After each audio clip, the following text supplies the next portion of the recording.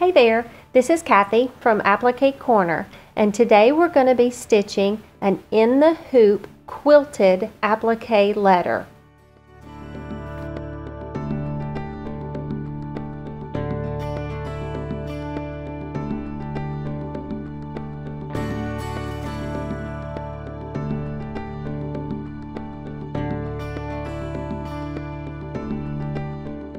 Now I have chosen a pre-quilted store-bought quilt, and I took a twin size quilt and I cut it into 4 pieces, and this is just going to be a lap blanket for a small child for traveling in the car or taking a nap or that sort of thing. Now I've got it in the hoop on my machine. I'm using sticky stabilizer and I've got it pinned in place or clipped in place. The first step is going to be just a placement stitch. We'll stitch that now.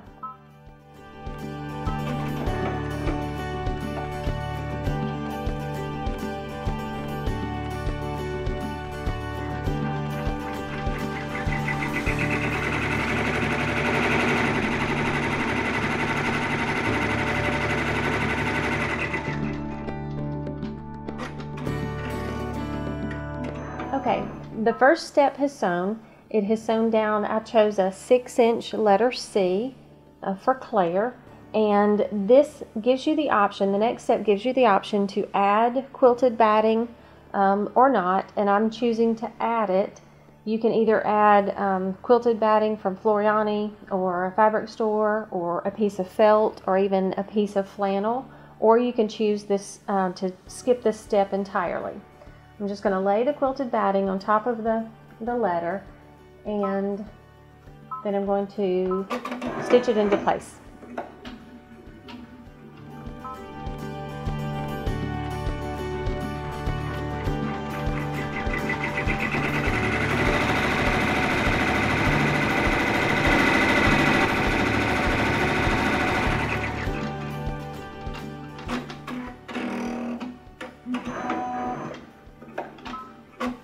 Okay, the next step is going to stitch an area, a placement stitch for your first fabric.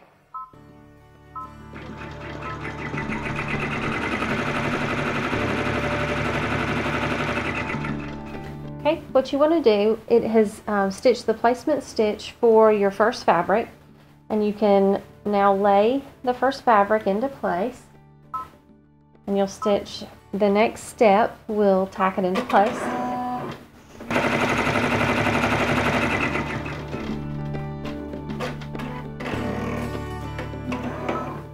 Okay, now you're going to remove the hoop from your machine and trim the fabric. Okay, now all I'm going to do is trim around this first fabric, and I'm going to trim pretty closely and try to trim consistently. You can take the opportunity to trim the quilted batting or felt piece or piece of flannel at this point, but I find it easier to wait till the end and trim it all at once. So all I've done is just trimmed the fabric, the printed fabric. Now let me mention too, with these letters, when you're choosing fabrics, printed fabrics, polka dots, swirls, florals, patterns work really, really well. However, if there is a striped fabric, we can talk about some angles later if you want those stripes going in a certain direction. And if there's a certain fabric that has a top, a specific top and bottom, a directional fabric, you want to watch for those as well. And maybe in another video we'll go over the angles and how to get those placed correctly. But with your first letter, you can choose any kind of print or polka dot or floral pattern or swirl or that sort of thing, and it doesn't really matter which direction that you place them. Okay, the next step in the design, we'll stitch a placement stitch for the second fabric, and then it's going to stitch the seam line for that fabric. And let me show you what I mean. First, we're gonna let the machine sew the next area for the second fabric.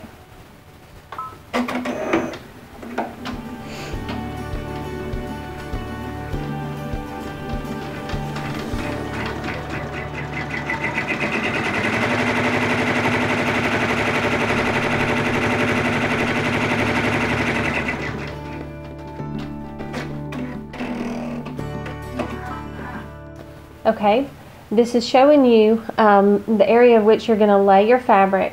Now the next step is going to show you where you're going to attach that particular fabric.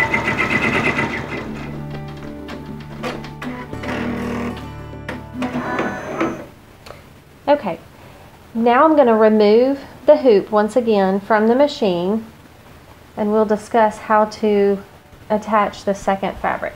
Okay, the design showed us that the second fabric is going to be placed in this area right here. Then the design stitched a line, a seam line, right here between the first fabric and the area in which the second fabric will be stitched. What you want to do, I've chosen a blue floral fabric. It doesn't really matter which direction this fabric goes in. And what you want to do is you want to take the fabric and you want to lay it face down on the seam line. And the next step, the machine is going to stitch right here. Now, if you've ever been afraid of quilting or felt like you didn't know anything about quilting or couldn't do it, you're about to be quilting, because this is quilting in the hoop, and this is how easy it's going to be.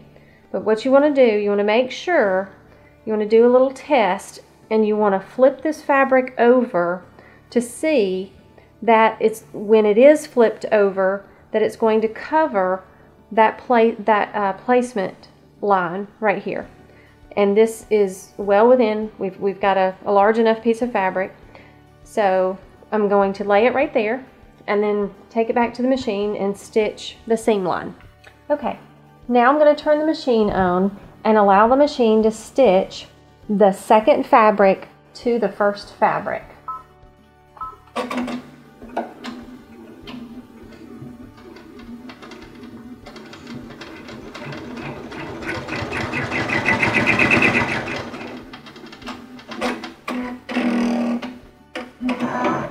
Okay, now it's done that, and I'll remove the hoop from the machine once again. And we'll take it to our work table. Okay, once you get the hoop back to your work table, you want to take the second fabric and you want to pull it nice and tight, and you want to pull it evenly. Where the seam is, you want to pull it in the direction of the seam. Pull it nice and flat, not too tight, because you don't want the stitches to show, the seam line to show between the first fabric and the second fabric. So what I'm going to do, I'm going to take my favorite temporary spray adhesive. I'm going to flip that fabric back over. I'm going to spray a little bit on the fabric right there. And then we're going to take that fabric and we're just going to press it down in the area that it's going to be stitched in. Now that seems nice and flat. You can run your finger over the seam. If you've got a fabric that's being a little stubborn, you can moisten your finger a little bit. They also make, I think, a liquid product that you can purchase to wet that seam and make a seam with your finger. But it's probably not necessary to have an iron, but if you have one of the tiny craft irons, feel free to use it. But it's perfectly fine just to fold it over, just like that. Okay, we've returned the hoop to the machine, and the next step, we're going to stitch the tack down stitching for this second fabric.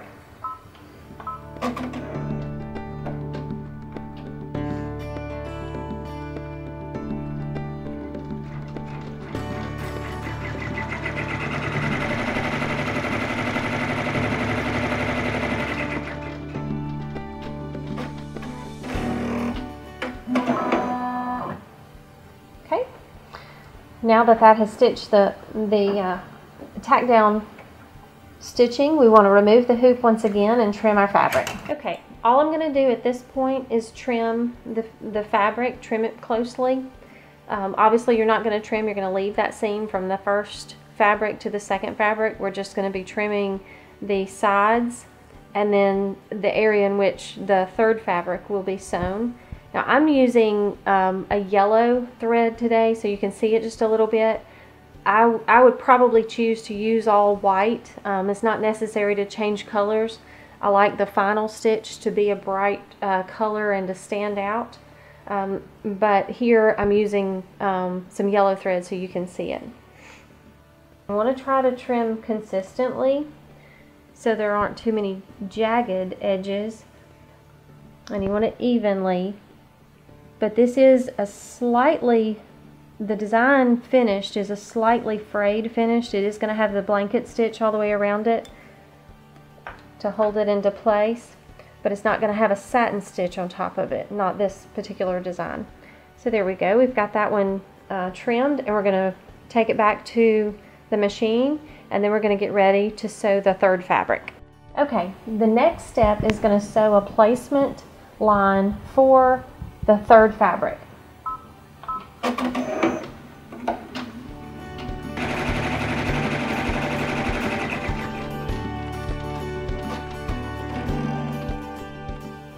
Okay, now that the machine has shown me where the next fabric will go, now I'm going to allow the machine to sew the next step, and it's going to show me where the seam will be placed.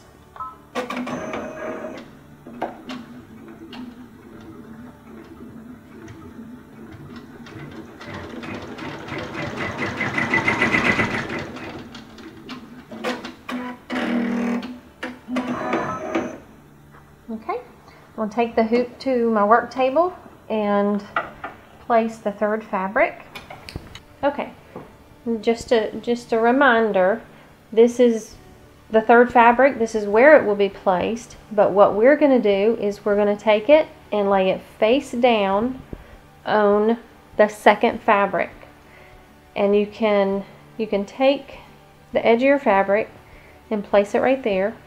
That's the seam line. That's where the design showed me that it's going to stitch the seam, the hidden seam. And then you can take the fabric and you can pretend that it's already stitched that and lay it out flat just to check yourself to make sure that it's covering the entire space. See, it's pretty close.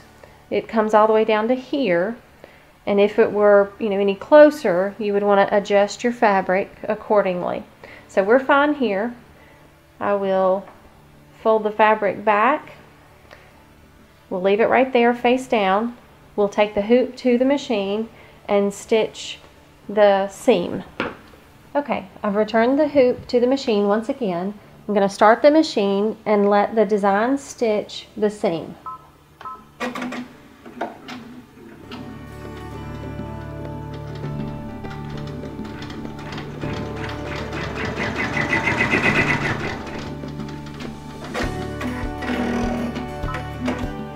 Okay, now we want to take it back to the work table. Okay, again you want to take some temporary spray adhesive. You want to spray the fabric just a little bit.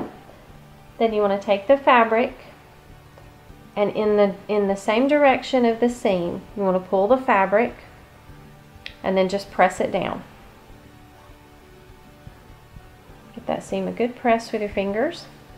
And there you go. And then we'll take the hoop back to the machine and let it stitch the tack down. Now the machine is going to tack down this third fabric.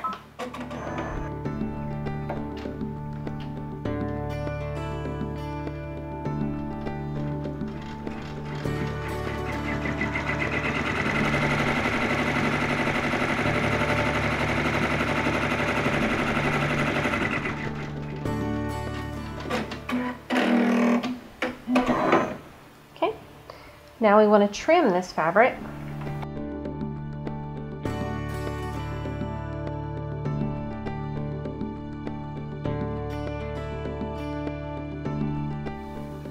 Okay, I've trimmed the third fabric. Now I'm going to take the hoop back to the machine. Okay, I've returned the hoop to the machine, And now I'm going to allow the machine to tell me where the next fabric goes and the seam line for that next fabric.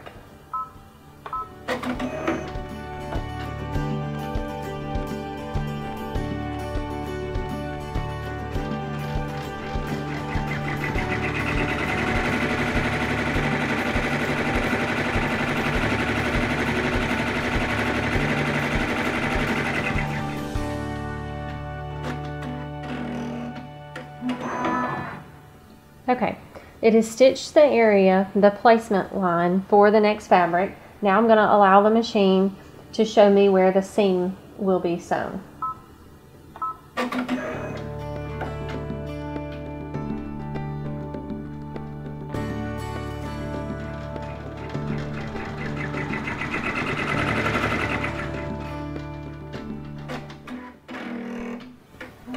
Okay. The next fabric that I have chosen is a floral print fabric, and here's a good time for me to mention placement of fabric. We'll get to direction in just a moment, but I would like some of this flower showing in the next section.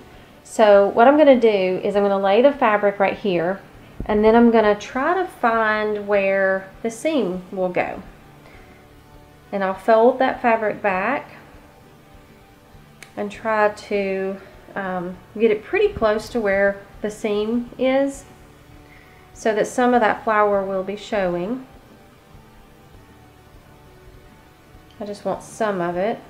So getting pretty close to the edge, but that looks like it's going to get pretty much the center of the flower right there.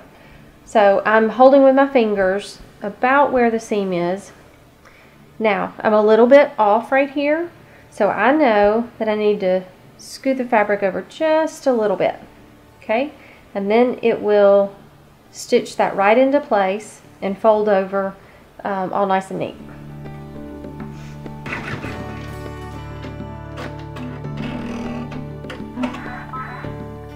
Okay, now we're going to remove this one. Okay, for this fourth fabric, the way that I had it stitched down, I've got quite a bit of fabric left over, and because it's a white fabric, it might show through. So what I'm going to do is I'm going to trim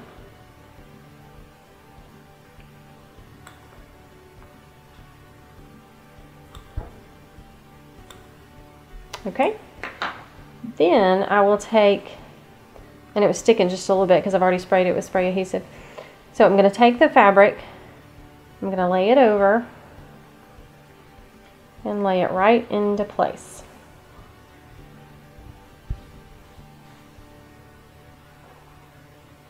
Don't really like where that was. There we go. I didn't get this seam quite tight enough. So now I will press that down, press it down with my fingers, and then we'll take it to the machine and let it stitch the next step.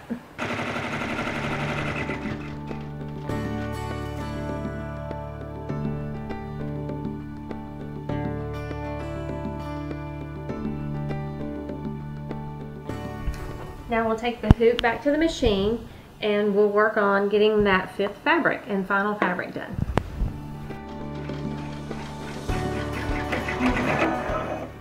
Okay, the machine has shown me where the final fabric will stitch, and the last fabric is really most obvious, but I put that step in there for you anyway. We'll let the seam stitch, a placement stitch now. Okay, now is a good time. I will mention directional fabric to you.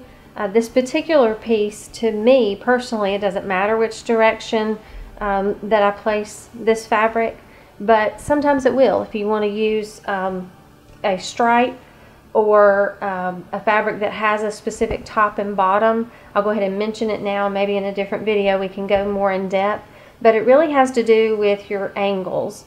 When creating these designs, I had to give a lot of thought about angles and geometry. Thankfully, geometry was one of my favorite subjects. But here's what you want to do. If you would like, and say I want the direction of these little swirls to stitch in this direction, what you want to do again, just like we did with the flower, in the previous step, you want to lay the fabric where you would like it and then fold under the edge and place it right on that line. I'm going to try to do it just about exact this time, because when you get into stripes, it really, really does matter. It's very easy to do if you do it this way, rather than just taking your fabric and just laying it down. You would sit there and flip it about 5 times. But if you lay it exactly the way you want it, and then take that seam and fold it under, and then lay it exactly where it goes, you know that your fabric is going in the direction that you would like for it to stitch. And for me, in this particular fabric, it doesn't matter to me if it's perfect or not. So we will take it to the machine and stitch it now. And this fabric being a lighter fabric, it shows through just a little bit. Some of your white or light pastel fabrics may do that. And if you have a little bit larger seam or wider seam allowance, you might want to trim that. This one probably would have been okay, but it showed through just a little bit. So I will grab the spray adhesive once more. Spray a little bit. And pull that seam. And again, if you have the fabric sort of cockeyed or crooked, you're going to have some bubbling or some uneven puckering, that sort of thing. So you want to make sure that you're pulling evenly in the direction of the, I guess it would be perpendicular to the seam. So to press that down, press the seam down with your fingers, your thumbs, and then return it to the machine and let it stitch the tack down stitch. Alright, I am trimming the final fabric now, and again, just trim as closely as you can without trimming any of the stitching, but make sure that you try to trim evenly, consistently.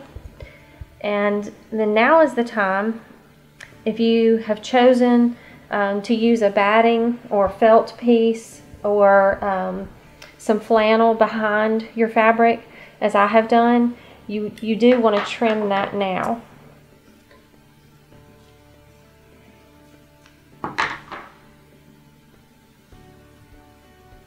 Okay, I've trimmed the final fabric. I also trimmed all of my batting around the letter, and now I'm going to let the machine stitch the final stitch, and that's a blanket stitch, and then this letter is going to look like a vintage quilt. Okay.